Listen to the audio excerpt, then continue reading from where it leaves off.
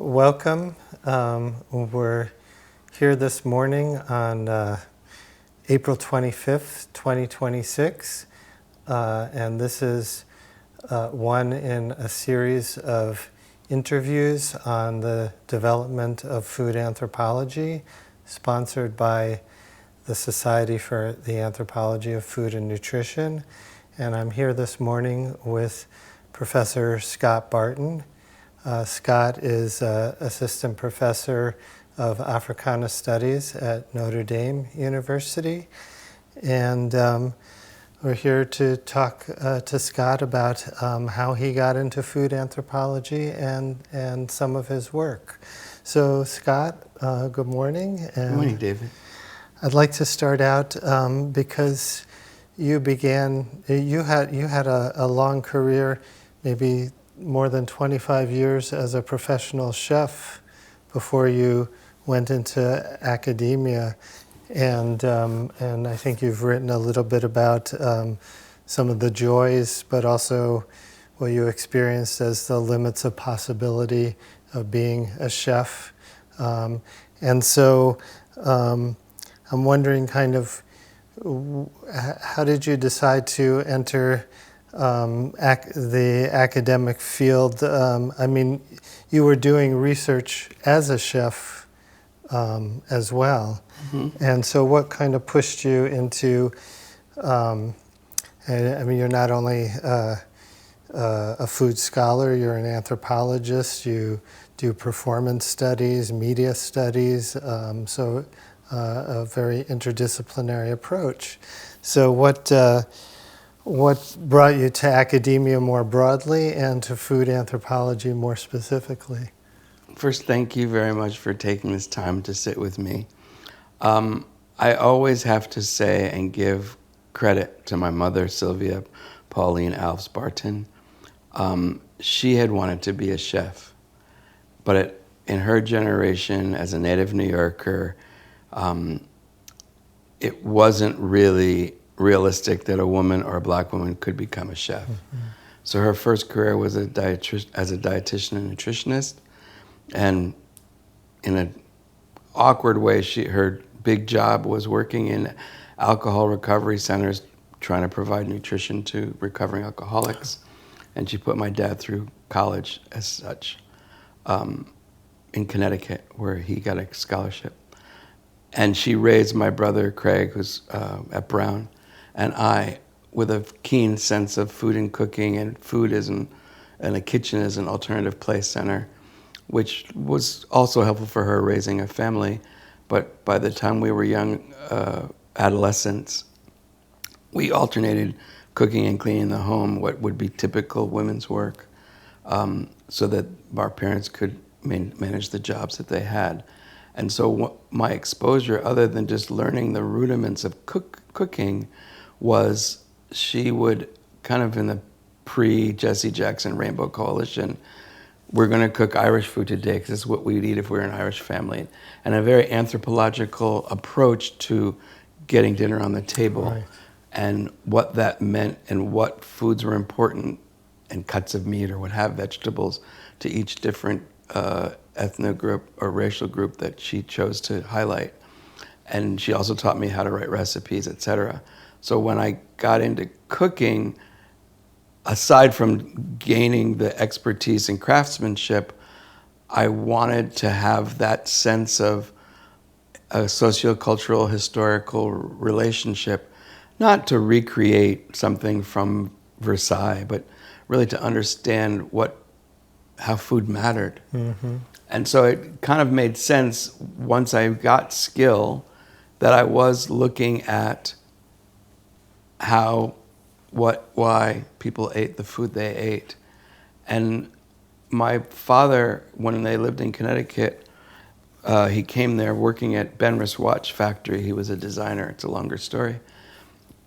And a colleague who was Jewish became very close, even though they were in different divisions. And the wife, Perry was his colleague, his wife Nettie, had to, at the time, have a radical hysterectomy, which was standard for certain problems with female reproductive organs. And my mother insisted that they move into their house because they had a toddler, Kathy, and a baby.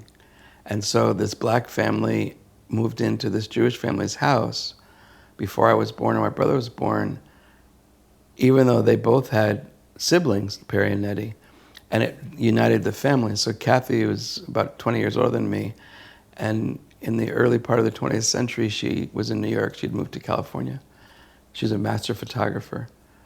And she said, there's a residency fellowship in Brazil I think you should apply for. I think it's apt for you. And I said, I've tried. At that point I was really, as you said, enshrined in cooking professionally. I've applied to things, I applied to different things that big companies like Pillsbury and stuff would have certain things besides the bake-off. But they never, at that point, they didn't see food as art or food as anything but trade work. Mm-hmm. And she goaded me for about a month. I finally applied, and she applied, and I got it, and she didn't, which I was sad for her. But my proposal was, very pie in the sky, very naive. Having already had a mentorship with Jessica Harris, the culinary historian of African American foodways, African diaspora foodways, and when I had been on the board of the Southern Foodways Alliance, I wanted to kind of follow some of the work she'd done and look at food at different former slave entrepôts. And so the residency was in Salvador da Bahia in Brazil. And I was there first. It was on an island, the biggest island, Itaparica, in the bay. And so it was a 2.5-month fellowship with the studio, et cetera, and, writers, artists, musicians, dancers. And I was the first person who was a food scholar. And it brought me to Brazil. And the first week I was there, when we were being orientated to the island and resources, I had my first popcorn bath. And a light went off, because I realized that in an African descendant sense, there was a relationship to food and faith that I was unaware of.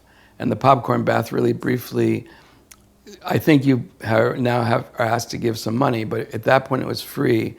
People who were in some level of initiation within African descendant religions would come to you in the street and ask if you'd like a popcorn bath. And they had a big, think about the biggest hamper you have for your dirty clothes or whatever, full of popped popcorn that had been cooked in sand so that it's got no fat in it. And one of them would take and rub it in your face, your head, your shoulders, your back, your legs, front and back.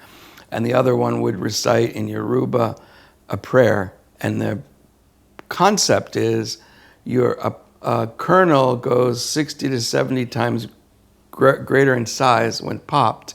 And so it's transformative, and it's supposed to pull negative energy and toxins and cleanse your aura and take this away from your body. And then the popcorn is kept to the side and discarded so nobody can have a malevolent energy attached to you.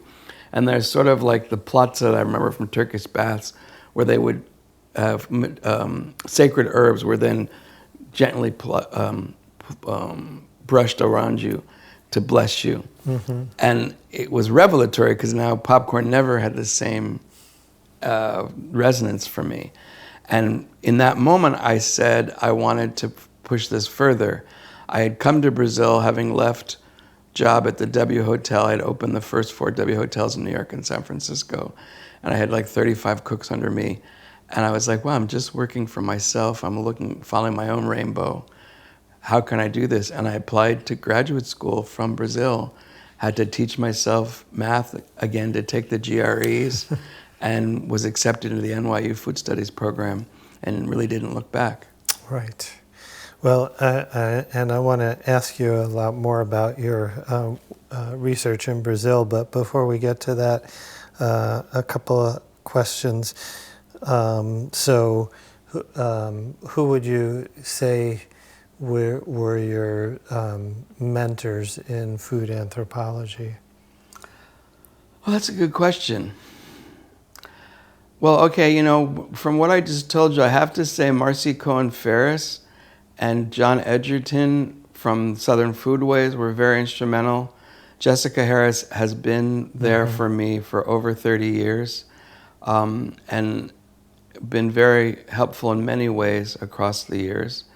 On my committee, Aisha Khan, who does work in the Anglophone Caribbean and has done work around food anthropology as well as the intersection and the tension between Afro-Caribbean and Indo-Caribbean communities. That was very good for me to think about race and ethnicity in relationship to food. Mm-hmm. Recent, but somebody, these people that you know from their work, that now is a colleague, Karen Richmond, whose work on Haiti, at some of which is food-based, has been very helpful. Mm-hmm. In Brazil, a few people, the departed Vivaldo da Costa Lima and his student Jefferson Bacelar, both of them are now deceased. Jefferson was director of the Center for Ethnic and African Studies at the Federal University of Bahia, and particularly as a food scholar. And Vivaldo was an early culinary or cultural anthropologist, and from the mid-20th century, and he did one of the first ethnographies of a Candomblé temple and then of a Candomblé priestess and the foodways that she had in her religious practice. And then there's people like Psyche Williams-Forson, University of Maryland, and Rafia Zafar, who's more, I guess, technically a historian, who are very instrumental in the development of my thinking and questioning and Did you have them as professors? Psyche was a mentor. Psyche was the one who knew me from having been on the board of Southern Foodways, and when she heard about my interest, she invited me to, and Michael Twitty actually, the first time I presented something in the Association for the Study of Food and Society conference. And I had originally thought, because my parents were older, I should work not in Brazil, but on the food in the White House. And so I had done research, and she invited me to present work. And this is as I was applying to grad school. And that opened a door for us to have dialogue that has gone on. I brought it at Notre Dame a few years ago as a visiting scholar, and I'm going to speak on her behalf, moderate a panel with other peers and colleagues on the 20th anniversary of her book, Building Houses Out of Chicken Legs, this summer. So I've never had a class with her, but she's been somebody I could reach out to, be in conversation with, be in community with. Right. And Rafia? Rafia, we have intersections through New York City, and I don't remember exactly how I first got in touch with her. This is what I think, there was a moment that people like Rafia, Amy Bentley,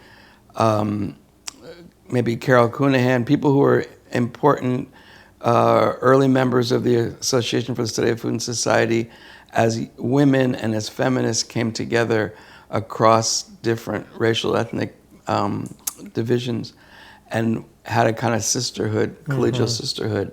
And so I think I met Rafia indirectly or directly through Amy and that connection. And she was, again, I think, in large part, at the time I was coming into, there weren't many black people in food studies. So she understood, kind of tacitly without saying it, to be available. And particularly, she had a Schomburg Fellowship, I don't know, maybe 7 years ago, that the Recipes of Respect book came out of that, finishing it. And so I lived in Harlem, in Central Harlem at that point, so we would meet for a meal or coffee and just catch up with where we were doing. She's sent me, as has Jessica, things she's been invited to do or write short pieces. I did a piece that she recommended me for on the history of black cooks and restaurants in Washington. As Jessica had done, I spoke at the annual anniversary commemorative celebration of the horrors of the Atlantic slave trade for the victims and the martyrs that is held at the UN. And Jessica offered that to me one year to speak in her stead.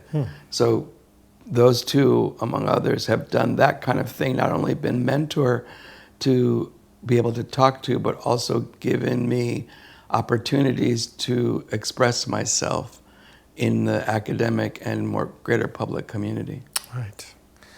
Okay, good. And I notice that in a lot of your work, you draw on literature, writings about commensality from people like Toni Morrison and Gloria Naylor, among others, and as well as drawing on other types of texts, from popular songs to cookbooks. And so before we get into the Brazil material specifically, I just wondered if you had any thoughts on kind of your interdisciplinary methodology. You know, I heard there's a woman who wrote a book recently, I think it's called On Morrison, who's at Harvard. And Yeah. And she articulated this really well, and I'm going to probably bastardize it. But she was referring to something that Toni Morrison had written about when and where you relate to history and or rememory. And, you know, broadly, Morrison, in my mind, talks about rememory, about past and ancestral experiences, and bringing that to the fore.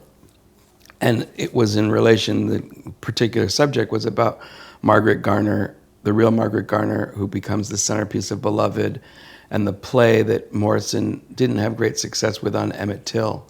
And in both cases, in the fictional work, she extrapolates to give a theoretical framing of what is the signification of these heinous events.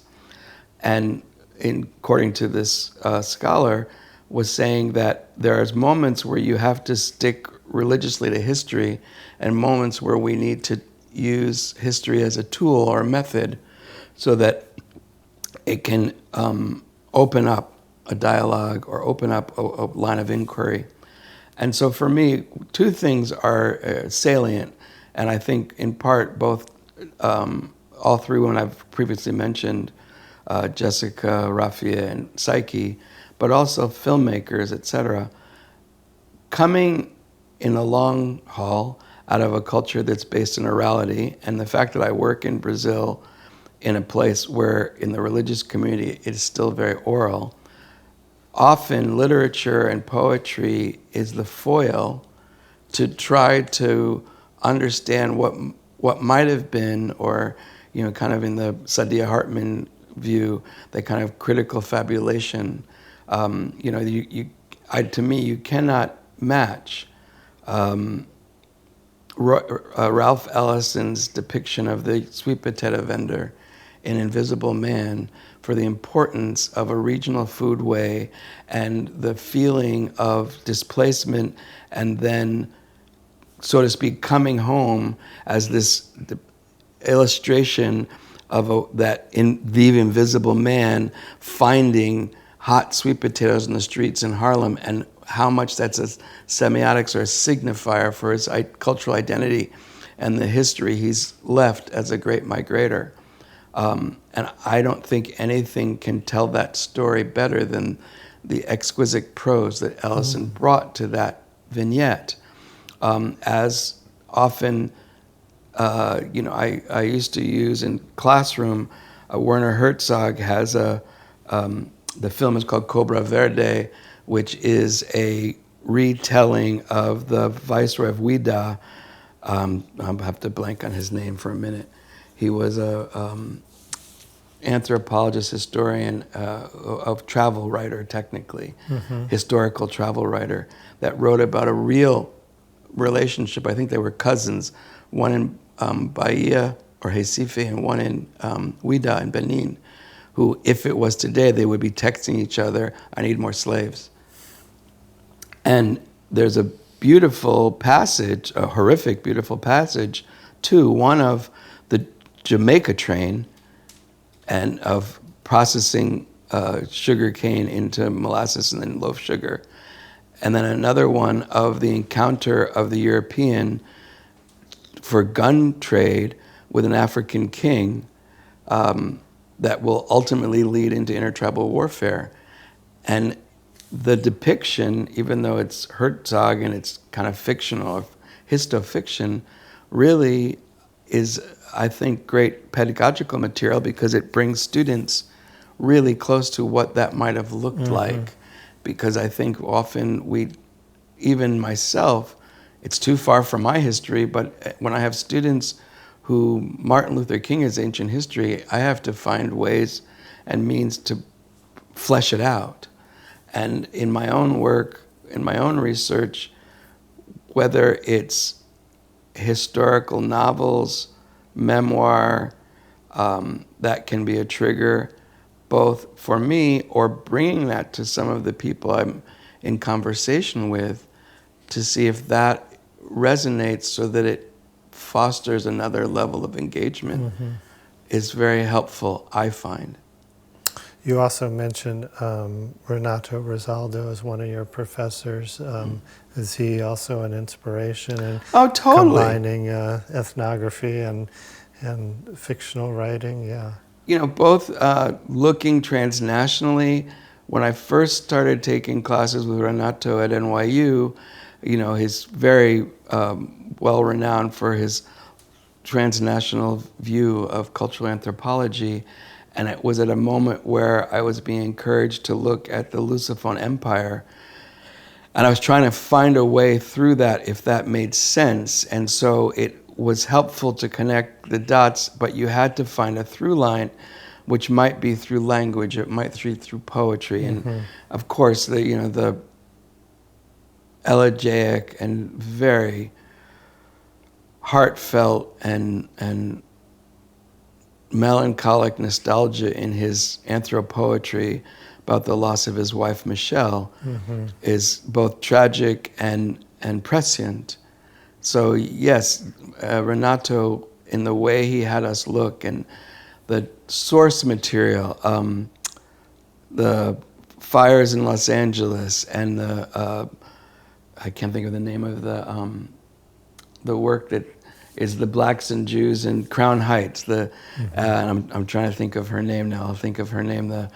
I just saw it. The woman who's a performance artist, now very established, who would take on the persona of all of the individuals, in essence, a living ethnography of all the different actors in a crisis situation around race and racial politics, that he stepped outside of the standard literature and gave us exposure to where and how anthropology exists in and outside of the academy, that we should be mindful of in how we structure the way we understand how to look, what to ask, and who to ask it of.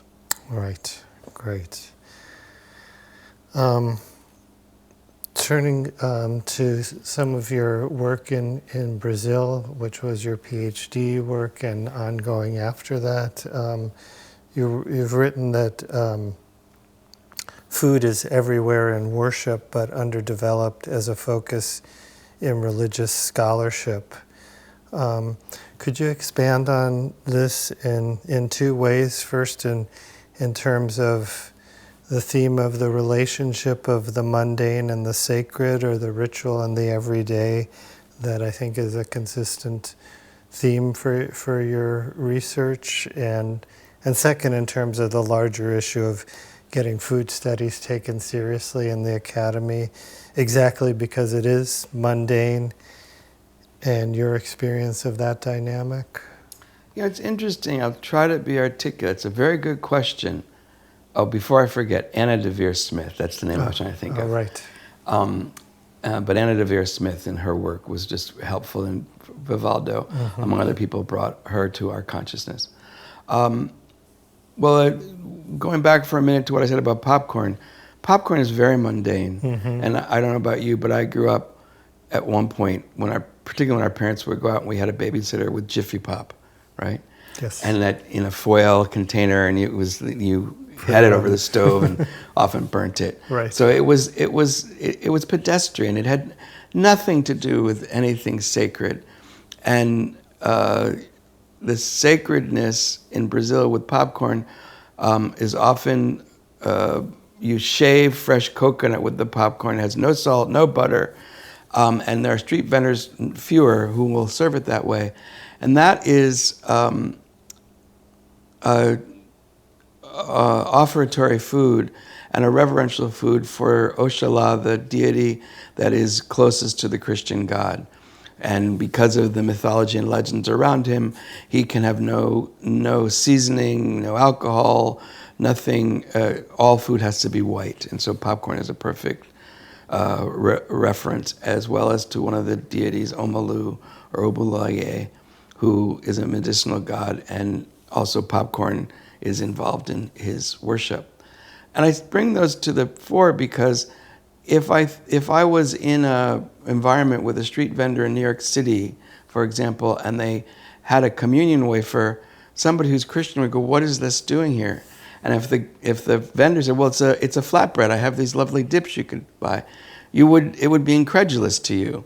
And you accept the communion wafer as part of your sacrament, and you may or may not understand that there are adherents or who produce it, maybe in convents, etc.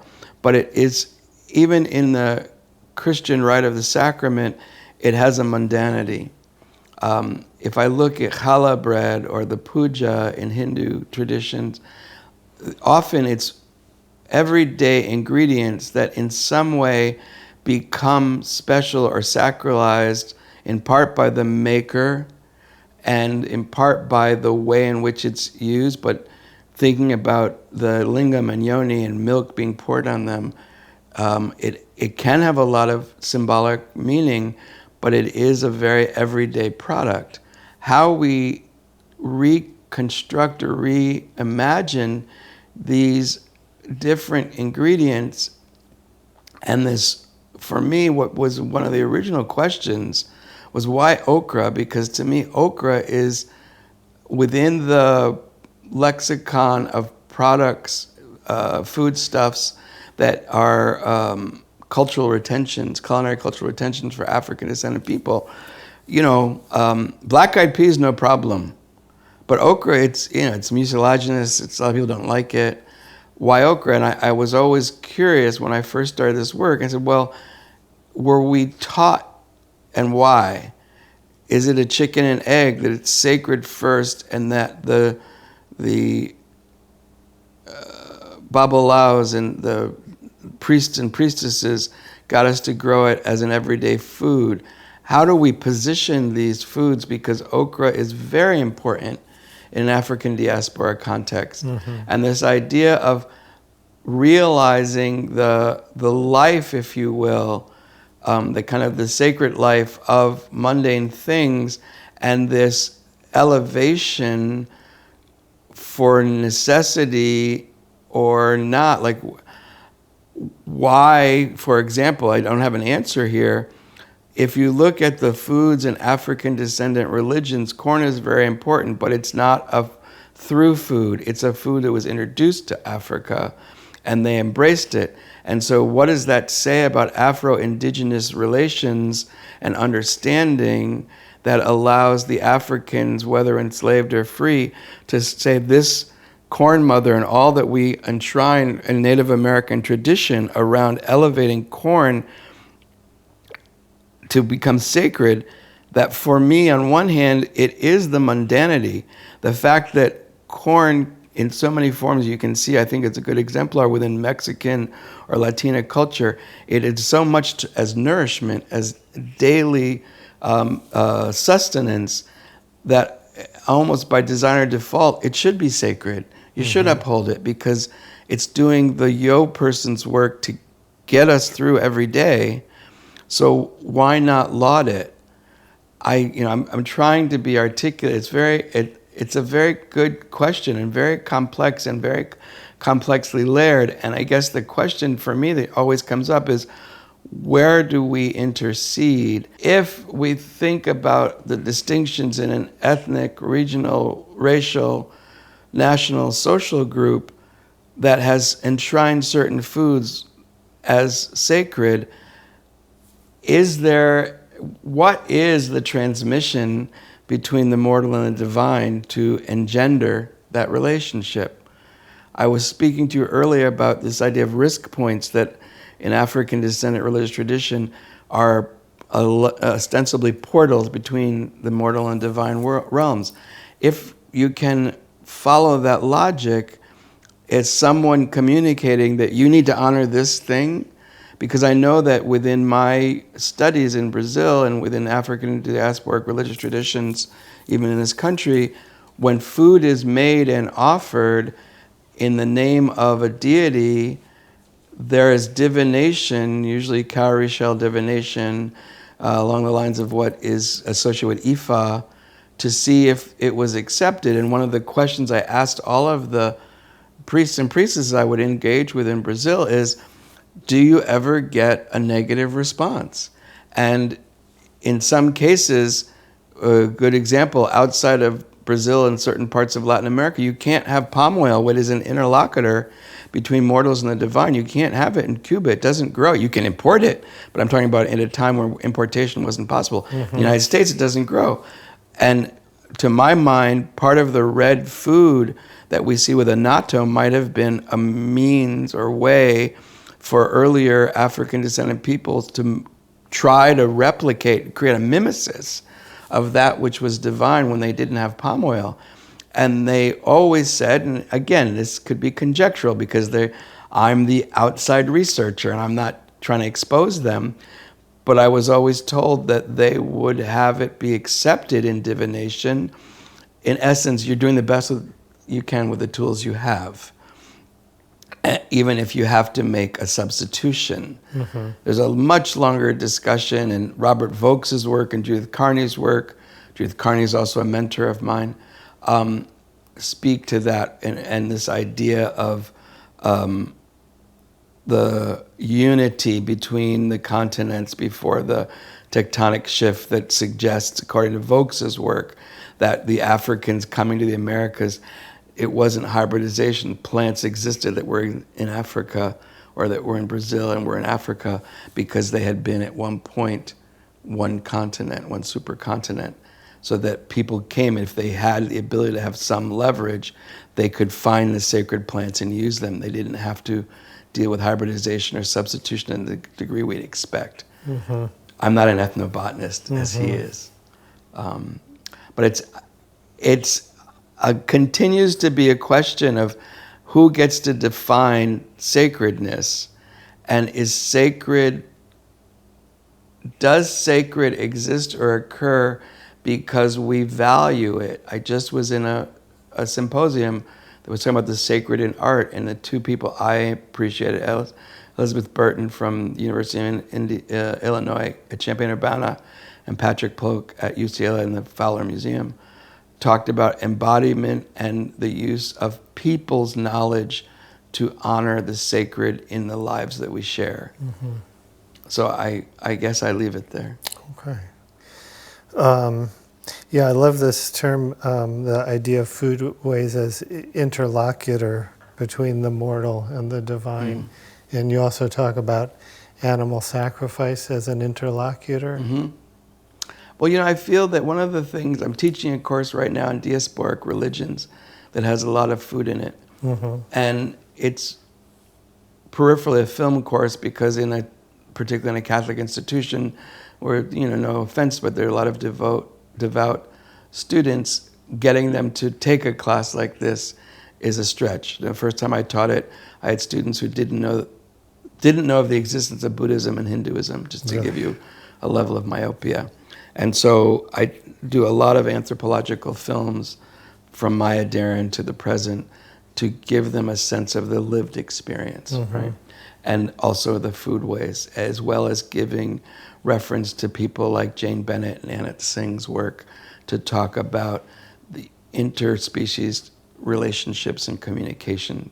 Because one of the things, if they get nothing else out of that class, I'd like them to believe that they're stewards of the earth and not conquerors of the earth, and that our relationship with all living things matters for the furtherance of all of us. And one of the references I use, it's not edible, is that within African diasporic religious studies, even rocks have energy, because whether it's igneous, metamorphic, or sedentary, it came from living material, even if now it's supposedly inert. And so it can have the power to make things happen, or ashe. And obviously more so when we think about things we know are alive, like trees and animals. And I stress, which I think is a beautiful way of thinking, we live on one plane. We can swim through certain extra apparatus. We can be in a windsurfer, but we live on the earth. Mm-hmm. Whereas a tree lives on the earth, lives in the sky, and lives under the earth. It grows down and it grows up. So it lives in three existences. So as such, expanding it, oversimplifying it, a tree can be deified more so or more easily than we can. Mm-hmm. Guinea fowl is something I'm studying right now for this research I'm doing, because they're so reverential throughout the African continent as sentries and guardians, as interlocutors with the divine, and as references. When you have your initiation ceremony where you're brought out in public, you're often painted, particularly in the Yoruba tradition, like a guinea fowl's mottled feathers. And the Yoruba say the guinea fowl were what created the earth, that a deity brought the guinea fowl to the earth, and the way they walked and pecked created mountains and valleys, riverbeds, etc. And the point I'm trying to make is guinea fowl like to live, rest, sleep in trees. Unlike chickens, they really have flight. So they have at least two planes, and being in trees, it also is why they, like peacocks, are good sentries, because they have a strong voice. So they are used as guardians. And so they literally are done that, guardians, but they also are seen as guardians, not just in an everyday sense, but in a divine sense, because they can live in different environments. And so how we then engage with different flora and fauna that people generally associate with the dog or cat. People, it's a very interesting interview with Wagner Moura, who was nominated for Academy Award, mm-hmm. that he said he's not a cat person, right before the Academy Awards came up. But he was having a particularly depressive moment, didn't say why, but very down. And all of a sudden in his house, his cat came and for an hour did that thing where they lay on her chest and don't scratch you, but do this. And that he then read that is very much kind of a therapeutic act, that the cat has some understanding of trying to communicate with you. And he said for the first time in his life that he has kids and they have cats and they have dogs, that the cat responded to him, and since then they've had another level of relationality that he attributes to the cat perceiving of his distress and depression and trying to get him out of that space. And so I feel that that's essential in understanding our positionality and de-emphasizing the hierarchy that makes us the king of the world. Right. Well, that's really fascinating, and in fact, I was going to ask you about agency, but you've covered it very beautifully in that response. So let me ask you another aspect of your work that I notice is, and you are yourself an artist, but there's an attention in your ethnography to the aesthetic and sensory aspects of the use of food and the vessels that are used for food. So not just the taste and smell, but the colors, the textures, all of these things, and kind of what drew your attention to that? I would say there's a combination there, partly having been a chef and partly being in graduate school and being suggested or emphasized in seminar. And I made a statement, as in academic settings. It was very theoretical. We were in a seminar one day, and I don't remember what the initial locus was of the discussion, but I said, I worked with Mayans for a long time when I was a chef in San Francisco. And one of the things that I understood through them about the quality of a meal, and just to give you a background, this is about 8 men who lived in a 2-room apartment, so 4 people in each room, and the kind of what my dad said he had, where you and I would be not only roommates but bedmates, so you had to have a day job and I had to have a night job because the bed was never cold. And the one thing, so these are really subsistence level economics, but where their splurge is, and I don't know that we can do it anymore, they would have family mail order from the Mayan Peninsula wild habanero chilies. And that when you ate, and obviously you have often a tortilla or whatever you're dominant, you would have one hand would have a habanero in. And if it was a good meal, it was a 2 or 3 habanero meal because you bit and ate and that was like this. And I said, there's a mark of quality because they like the food by the amount of chilies that are needed to serve. And so I have to think viscerally about the experience of eating on all levels, that in the fact that we ingest it and it becomes us both as potential fat, but also an excreta, but on a molecular level, it all becomes part of our experience of eating, and it's multisensory. And so I have to, in some way, try to engage in that way. And I will say that one of my critiques of food studies and food studies scholars is, no, you don't have to do what I did. You don't have to be a chef. But some people live in the world of the theoretical. And I think whenever you have a discipline that has an embodied practice, like dance studies or performance studies, it behooves you to have some experience with what it means to dance. Even if you're a left-footed person, just try dancing. Take a dance class. Cook something. See what it means, not just to theorize about it, but what is the embodied relationality? What does it mean to be tantalized by something? If you don't think about the experience, the desire, when you have also this idea of if you can't obtain it. When we look at ethnic restaurant development, particularly mid to late 20th century, that becomes a place for immigrants and refugees to gather, it always isn't about good food, but it's about bringing the community together. Mm-hmm. And hopefully the person who's created a clubhouse or a fraternal site or restaurant, coffee house, can cook. But they're wanting to bring back the experience that also included food or started with food and included discourse.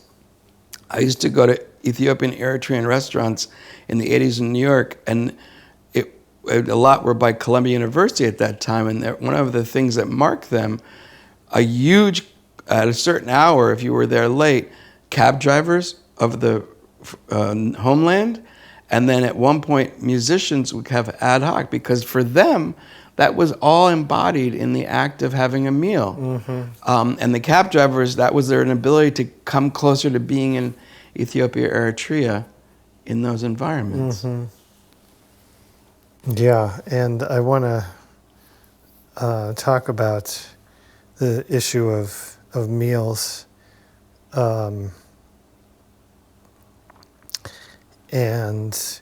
this also relates to your work at the intersection of academic inquiry and public culinary performance, and maybe in some ways this is the outgrowth of your training and experience as a chef. But I noticed that a lot of the performance aspects of your work involve meals, both actual meals and representations of meals or repasts. Mm-hmm. And You have the idea of repasts as sites of memory, repasts as collective gatherings in joy and sorrow that knit together past, present, and future. You write that a major aspect of honoring the dead and the living is encapsulated in the foods and meals of mourning. By creating and sharing a meal, we also honor the multitude of individuals killed by state-sponsored or private violence. So tell me about the role of meals or repasting in your public culinary performances, and I'd also like to ask specifically. I'll ask about what you did at the Linden Sculpture Garden, but we can talk about that as well. But maybe start out in general. Thank you for that. And I need you to be my brand ambassador. What you just said took me back, because when I was a young chef, and as you inferred, my first degree is in arts. I have a BFA in jewelry metalwork and printmaking and a minor in modern dance. That I'm far from all that now on a certain level. Yet, as a young chef, my community couldn't eat in the restaurants I worked in because of the cost.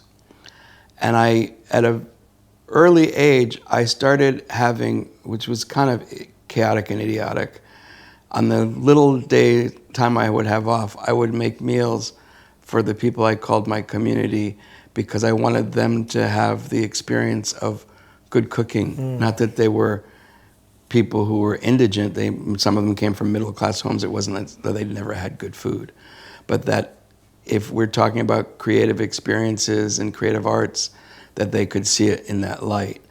And I will never forget, I had made a meal, I don't remember the woman, but somebody had been invited through a friend, and I ran into her on the street 5 or 7 years later, and she told me how much she could tell me. I didn't remember what I'd made, and she could tell me what it was, and then I did remember, but it stuck with her viscerally.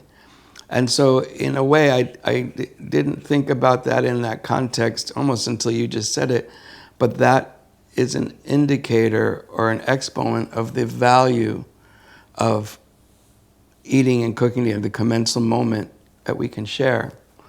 So when I put it in that frame of reference, whether it's the work I've thankfully been able to collaborate with Adam Silverman, the Common Ground experience that came out of the first Felon 47 administration, and trying to make a way to stitch together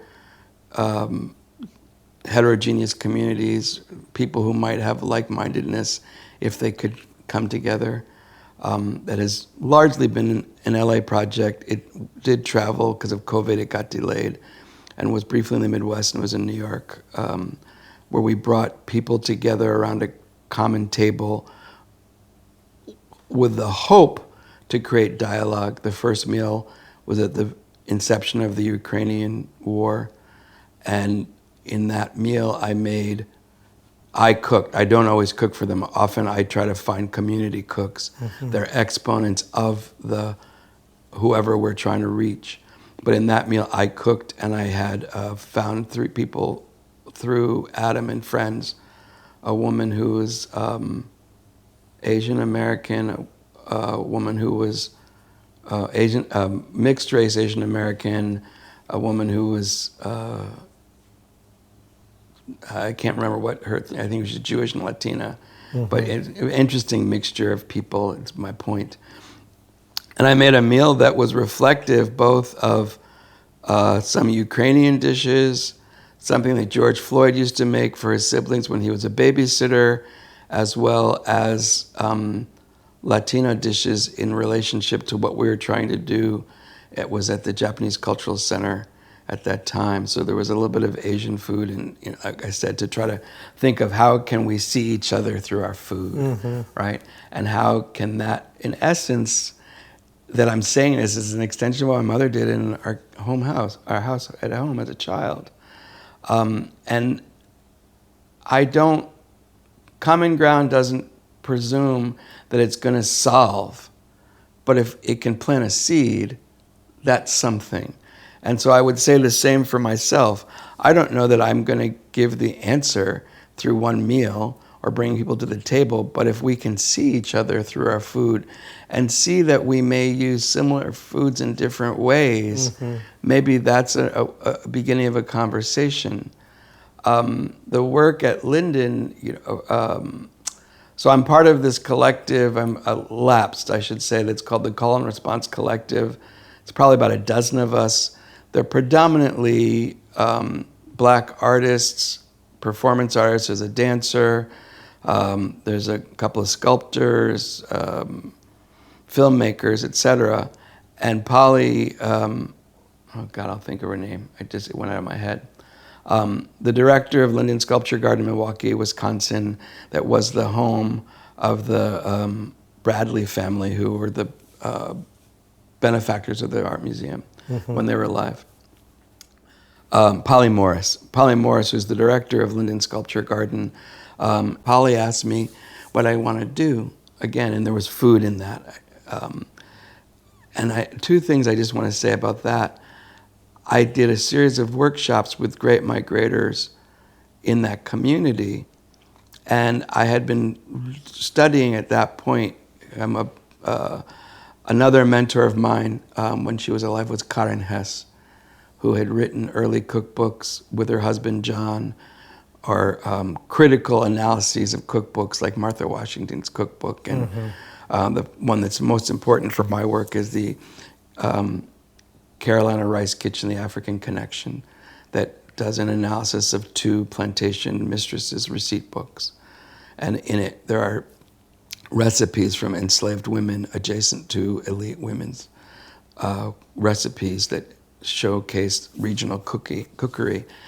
And for me, it gives presence and agency to enslaved women and suggests, even though we don't know much more about them, that they had knowledge and skill and leadership capacity, much like Thomas Hemings and Hercules in the White House. In any event, when it came to the early days of 2020, end of 2019, COVID, and then the spate of killings occurred, and I said, naively, Polly, I can't come to Milwaukee. Well, I was just thinking you do something virtually. Well, long short on that story is I ended up derivating from my normal work on all of my work, generally speaking, is about women's work and women's knowledge, and looking at that as an archive and as a center, epistemological center that is under-resourced as an important center of knowledge. And so in the context, I thought, I want to derivate a little bit and honor these people who have passed, often at the hands of the police or vigilantes. And so I spent about a year almost researching it and trying to understand to the best of my ability if and when they had a repast and a funeral memorial in their community, what were the foods that would be served. And it's a longer story, but I created a menu that encapsulated 4 people: George Floyd, Ahmaud Arbery, Breonna Taylor, and I wanted a phoenix metaphor. So Jacob Blake, who is from Wisconsin, who was maimed and is now a paraplegic. And I paired them with 4 mentors in Harlem for me, one woman and 3 men: Charles Daniel Dawson, who's a curator, an artist, and art historian; John Pinderhughes, who's a photographer; and John Dow, also a photographer, and all mentors; and then Marie Brown, who is an independent book editor who became an editor around the same time Toni Morrison did and is still doing that. She was the one who first edited Vertimer Grosvenor, but many people, Janetta Cole, many important people, she's edited their books. And that menu was made enough for 2 people and delivered, masked and gloved the way we were then, Right. to each of their homes. To the best of my ability, I packaged the food in mason jars, in shoe boxes, and then tied it with a strip of kente cloth, and they had to do minimal reheat or assembly to put it on the table. It was a multi-course meal, and it was wrapped in tea towels, because I had done research from the 2019 project on the fact that in a US context, I just had a discussion with somebody from Ireland about this, we have a dish towel, there's some on my stove over there, that you dry your dishes, but a tea towel was an elite woman's product in a plantation home, maybe in a manor home in the UK, that was usually like linen or higher quality cotton. It might be monogrammed with her initials. Maybe Scarlett O'Hara would have done an embroidery of Tara, right? And that only the mistress of the house could touch it. She could wipe her hands or her brow. If she was sweaty, she could lay it in a basket for the crumpets, tea, or use it if the teapot was too hot and she didn't have a cozy. And I designed with Ariel King Comar, who's one of the other artists, who is also in the Call and Response Collective, and she's a master indigo dyer who trained in Cote d'Ivoire and Oshogbo in Nigeria. And each towel, approximately 3 for each individual, has a border of Adinkra symbols, and the interior is what led me to believe X food or dish was appropriate, sometimes a quote from that person, and then the Harlem Needlework Alliance, who I've worked with before, hand-embroidered part of a word or two. The towels very ham-handedly were indigo blue, black printed lettering by the Greenpoint Print Workshop, and then red hand-embroidered by the Harlem Needlework Alliance, for obvious reasons of, black and blue and red for blood. Mm-hmm. And so each of the individual mentors got one of those, which kind of tongue-in-cheek, because it's about the horror of death, but trying to also memorialize it. And then my partner, Michelle Washington, I had videoed the act of cooking where I wanted embodiment. So I had my camera on a tripod, so you only saw from my wrist to, and so it was I wanted to highlight the labor of cooking. Mm-hmm. And then I intercut, so it was both diegetic and non-diegetic sound. So the videos were cut either with interviews with the 3 people who died's mother that I got from media, and Jacob Blake when he was in the hospital after his surgery, mm-hmm.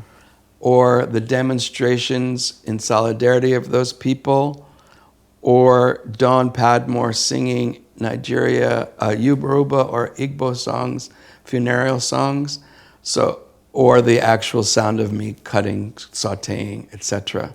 You also have Black and Blue by... Yeah, and I got this rights to Louis Armstrong's What Did I Do to Become So Black and Blue? Mm-hmm. And Marianne Williams, Were You There When They Crucified My Lord? So that something always was there that was activating the visual. Mm-hmm. And part of that was about the fact that Polly had, in one of Lyndon's excellent projects, they do work with the Unified School District of Milwaukee, both the charter and public schools, and with art educators to help them, if they've lost touch with their own art practice, engage. And then the next step, it's a year-long project every year to bring other ways of thinking about art making to their students. So I was one of 3 artists who brought that project when it was installed as a workshop. But it made me make the videos and make them an hour long, thinking people walking through the exhibit might see 7 or 10 minutes, mm-hmm. but they'd see different, as opposed to the kind of loop things we're used to. But the students and the teachers could sit, and it could be a teaching moment. There was also a video, I had a week after I delivered the food, I had a Zoom conversation with the 4 mentors that ran about 3 hours, and then I edited it down to another hour.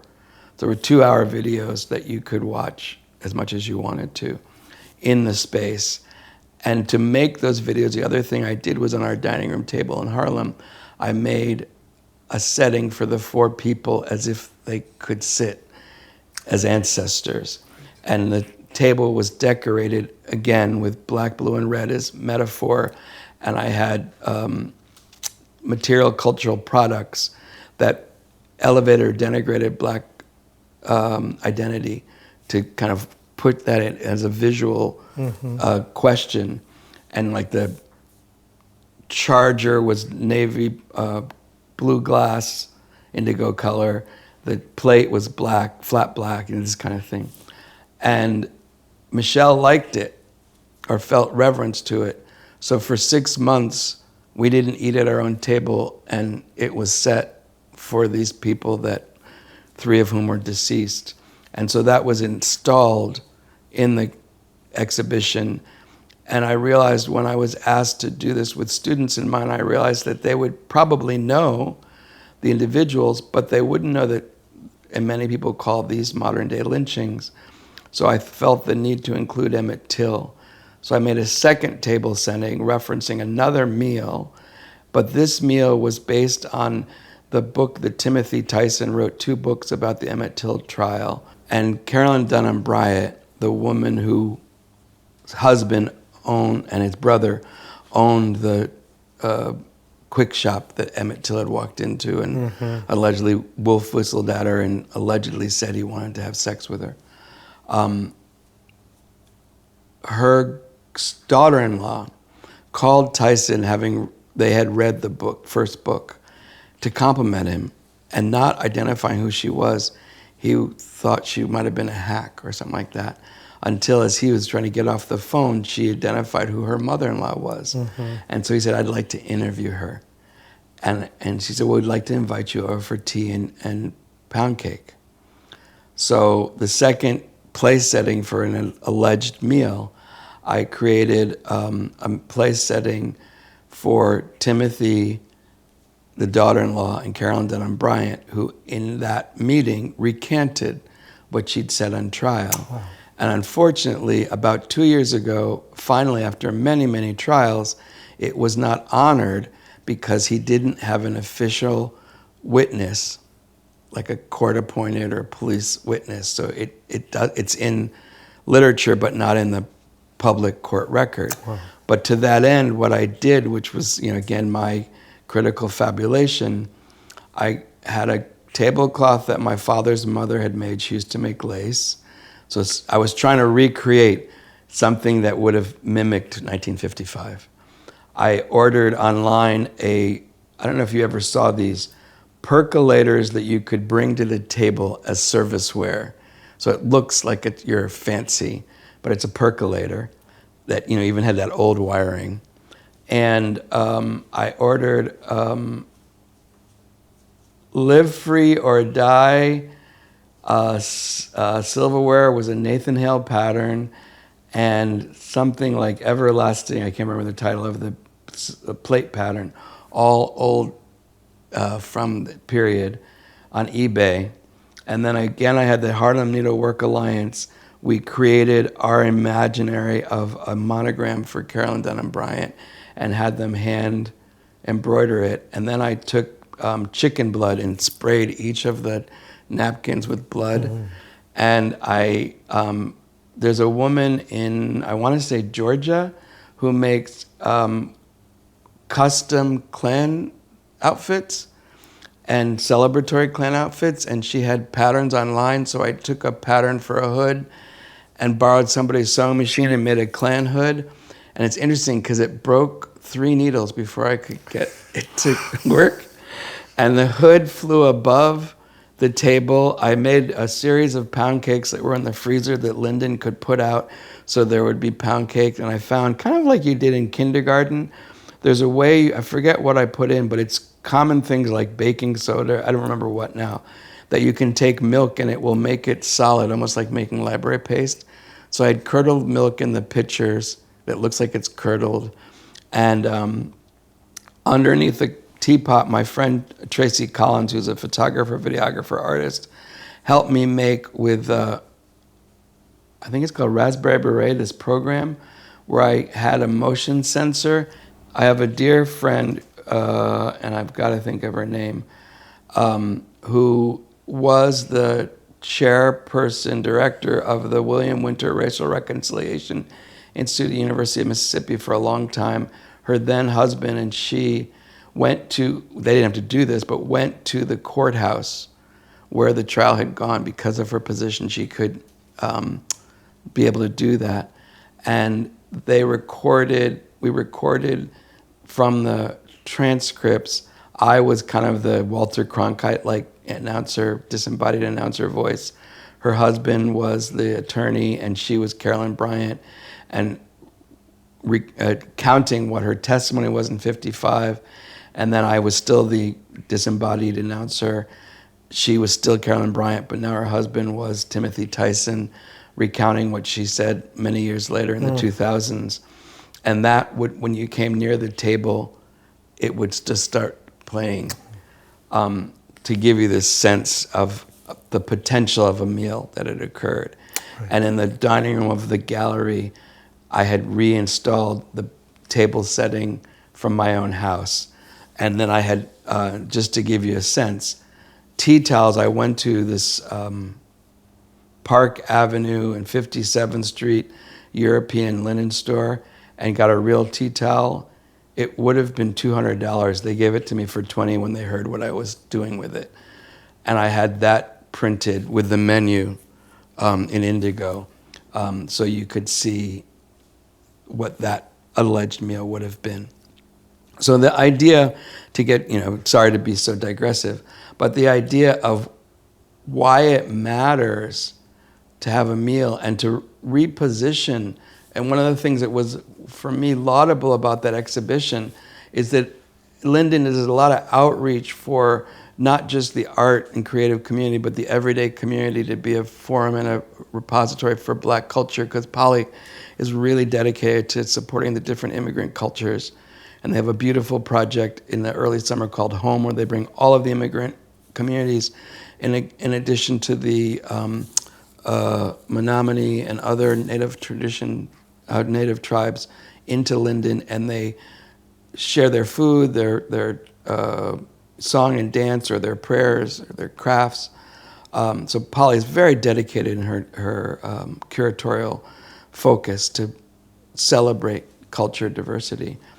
And everyday Black people, in essence, I did what we see in period rooms, of my own design, help them imagine what this might look like, or what they'd like it to look like if we could write our history, and opposed to having it erased or corrected. Mm-hmm. And I think that's very important as an adjunct to the theoretical work. As a Black person, it's as if not more important for me to speak to community as opposed to the cadre of scholars in literature and in conference environments or in classrooms. So I have to always already be a public scholar and an academic scholar in my mind. Right, thank you. And it's really a remarkable exhibit, and it's available in virtual form online, so we'll put a link to it in the description of this interview.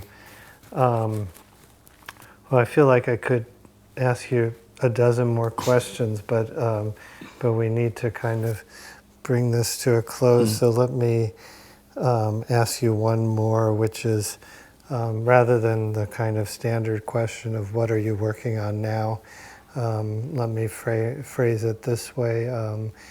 Within food anthropology, are there questions that are still provoking you in the present and moving into the future? That, I mean, you've done all this tremendous work, but are there unanswered questions still that are kind of drawing you forward in your thinking? You know, something that came up recently, I don't remember the context. When I did the work at Linden around Timothy Tyson and that meal and recreating the Emmett Till trial, one of the things I did was to engage with my friend Susan Glidden and her then husband, who was the head of the Racial Reconciliation Institute at the University of Mississippi that had been developed when James Meredith had integrated. And I have to give thanks to Susan Glidden, who now is doing work with the Carter Foundation. And I forgot her name earlier. One of the things so there's two things that have come up for me that are ongoing questions, I guess. You know, there's only so much you can do, and you and I have talked about this in our respective work and our regions that we study in. But often there are other ancillary questions that you want to tackle, or they've got your curiosity. And there's two things that are very salient to me. And one of them I'm starting to think about, and I might work on it. One is kind of going back to what Renato helped me look at. Within my Brazilian context, and I was in a conversation about this outside of Brazil with somebody, and I just don't remember who it was. The foods that we consider as culinary cultural retentions that either have African origins or are stolidly aspects and foundational aspects of Afro-Brazilian or regional diets for people in the areas that I do research are often or were and are subsistence food. I'm thinking like cassava or manioc in a Brazilian context. And, you know, when I first started going to Brazil, every meal had manioc in it. There was they call it couscous. It could be made with corn or manioc, where you, in essence, kind of pelletize, grate it, dry it, pelletize it, and steam it in a form. And then it's buttered, or you put jam or something, and it fills you up. There's something akin to polenta that's called pirão that cooked similarly. Obviously, at lunchtime, it might be boiled roots. There are cakes and pies, cakes and desserts made from it. And so there's a way it would be at every meal. But for young people, it's associated with poverty. And certain dishes, like certain ingredients, are only seen that their parents or grandparents made it because of poverty. And they embrace, most typically, pizza and pasta and hamburgers, because those are global foods. And that gives them entree in the kind of most heinous way into cosmopolitanism. And so that's disturbing to me because it signals a loss of regional cookery. What I have engaged with in that realm, one of the things that my interlocutors, I said earlier, tend to be, in Brazil at least, well, in all places, women who are 50 to 100 years of age, because as long as they have their wits, they have a long history of knowledge. And one of the things I learned from elder women in the 60 to 80-year-old range that was interesting, because it related to some of the people who've become my friends in Brazil who are in their 40s and 50s, who are the children or grandchildren of these women, is that it used to be, and I'm sure the same in the United States, girls didn't get to go to elementary and what we'd call junior high school or high school as long as boys. But it also meant black children, their afternoon for boys after lunch, because you went home for lunch and girls went home earlier to help make lunch and then stayed at home to do women's work. After lunch, you got what we would call distributive education, like plumbing, carpentry, etc. So the boys were not getting quote unquote book learning, but they were in the schoolhouse, right? And what the grandmothers have told me is they realized when they became more equitable, they wanted their girls to, their grandchildren or daughters to get educated. So they were willing to give up some level of percentage of equilibrium women's work to let them get a degree. But what they did was they taught them regional or home food taste.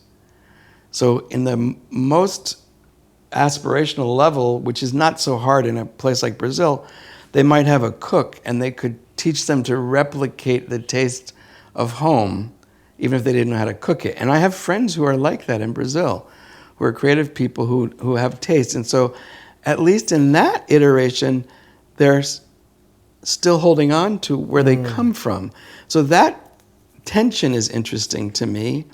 And as well as within the context of my work, one of the sub-questions so really briefly, a core food that's in the sacred and secular realm is the black-eyed pea fritter, or acarajé, that you see in West Africa. Wole Soyinka writes about it in his memoir of being 11 years of age, Aki, the days of my youth, something like that. It's throughout literature. It's in all of the Yoruba land in Togo. I've interviewed people who are from the continent. It has slightly different names or ways of making, but it's basically the same thing. And it is like falafel, or that you have a raw bean that's soaked, that is pureed, that is fried. But in this case, it's big.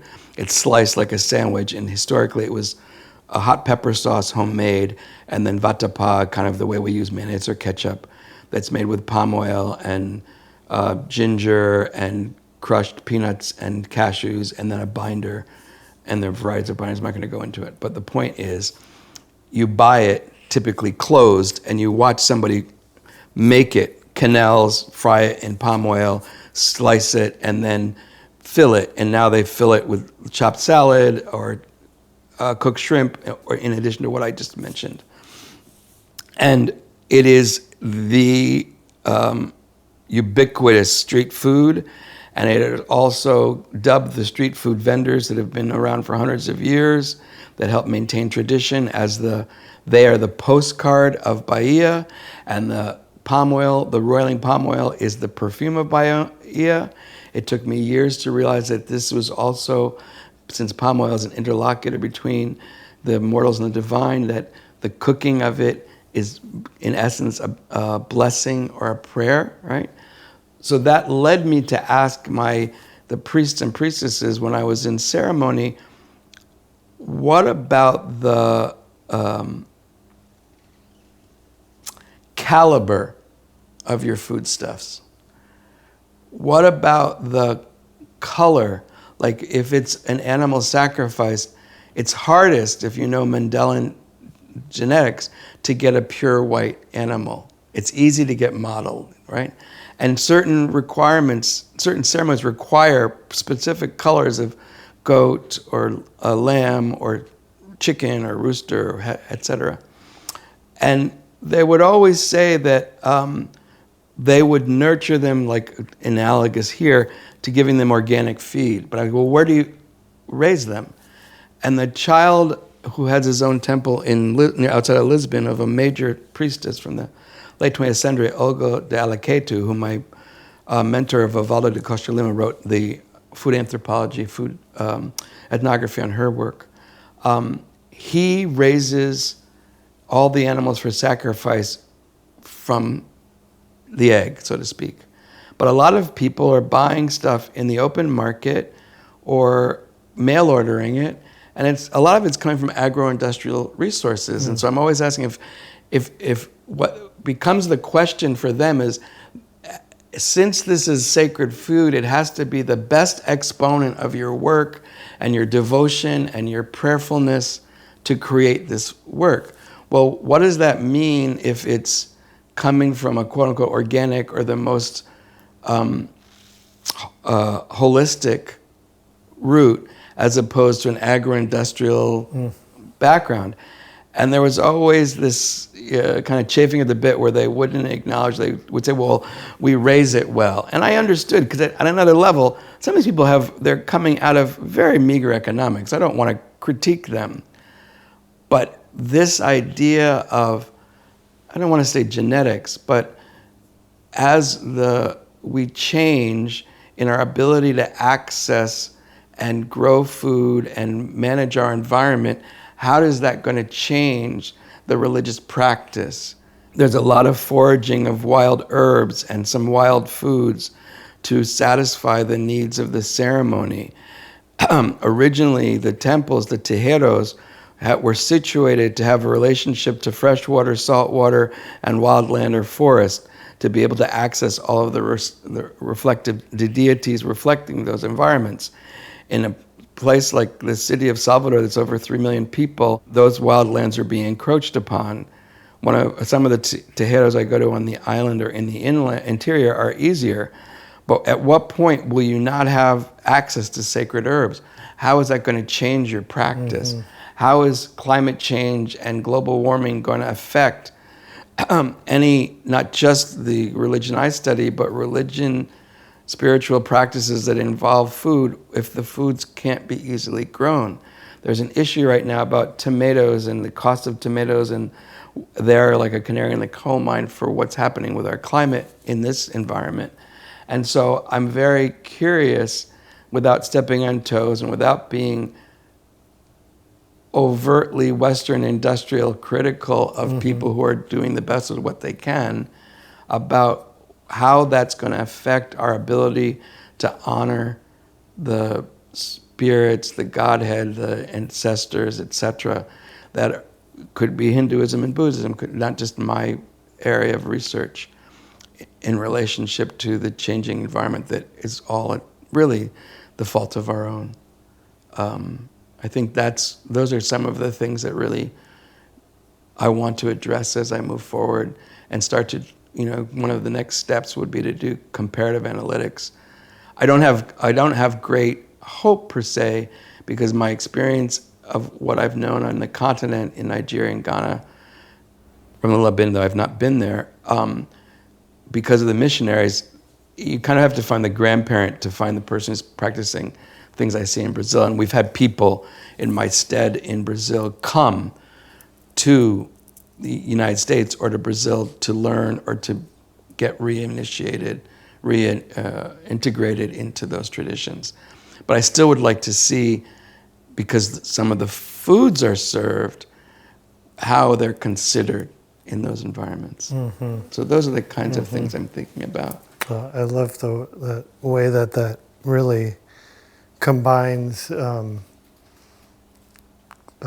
questions of continuity and change mm-hmm. with current issues of sustainability and all of that, as well as the attention to the social, the sensory, and the aesthetic that really is a hallmark of a holistic food anthropology approach. Thank you. So thanks so much. This has been a real pleasure talking with you about your work, and I look forward to the ongoing production. Well, I have to say two things as closing. One, I have to thank you for your work. I was exposed to your work in graduate school that really helped me a lot. Remembrance of Repasts is something I still use and go to, so I'm really grateful to you for that. And the work you do with Carolyn Korsmeyer, and the invisible person that I think we share, Nadia Saramatakis' work in Greece, mm-hmm. and because that speaks to what I was just talking about. Right. Right.